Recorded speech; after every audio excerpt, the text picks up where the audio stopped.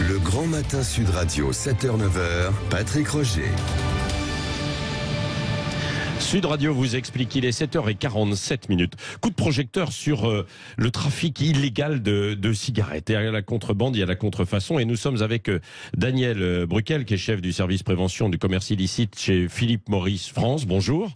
Bonjour. Vous êtes alors vous n'êtes pas complètement neutre évidemment, parce que vous avez vous défendez Philip Morris, mais il y a de plus en plus une augmentation donc d'un trafic de cigarettes sur des marchés parallèles. Et c'est le résultat d'un rapport qui a été commandé par KPMG l'année dernière, donc le bilan qui est publié cette semaine. Qu'est-ce qu'il dit, que ce trafic ne cesse d'augmenter? Oui, c'est effectivement la tendance qu'on voit dans ce rapport de KPMG qui sort de tous les ans depuis 17 ans. Donc on voit une tendance qui se dessine. Ce qu'on voit pour la France, on a des chiffres alarmants pour l'année 2022 et on pense que ça se poursuivra sur 2023. On a un marché parallèle, c'est-à-dire tout ce qui ne sort pas du réseau légal des buralistes, qui est près de 40%, à 39,7%, ce qui est assez... 40% aujourd'hui en marché parallèle. Exactement. Ouais. Et quand on regarde la décomposition de ce marché parallèle, on voit qu'on a 32 points, donc quasiment un tiers de la consommation totale, qui est du commerce illicite, c'est-à-dire de la contrebande ou de la contrefaçon, ce qui fait de la France le numéro 1 en Europe sur cette problématique-là. Et il faut comprendre que l'illicite, maintenant, c'est le leader du marché français devant les manufacturiers eux-mêmes. C'est donc un point extrêmement important. Oui, alors, et que faire face à ça? Parce que, alors, il y a des opérations des douanes, bien sûr, on arrête parfois, donc, de la cigarette de contrebande qui vient de l'étranger. Et on a même, je crois, repéré des usines de contrefaçon en France.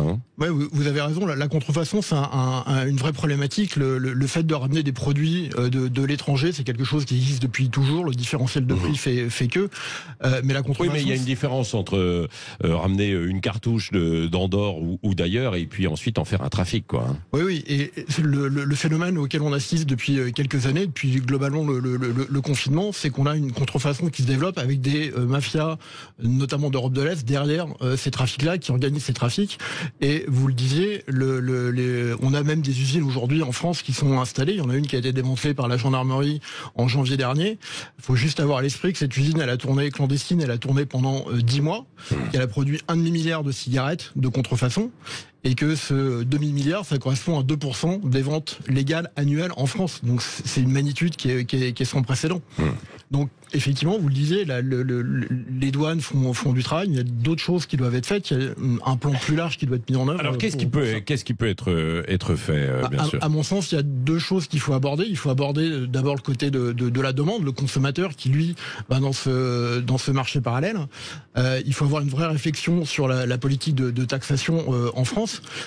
Puisque on voit que les taxes augmentent d'année en année, ce qui provoque une augmentation importante des prix. Le prix du paquet de cigarettes a augmenté de 60% en 5 ans. Donc c'est au-delà de toute inflation de tous les produits qu'on peut avoir aujourd'hui de grande consommation.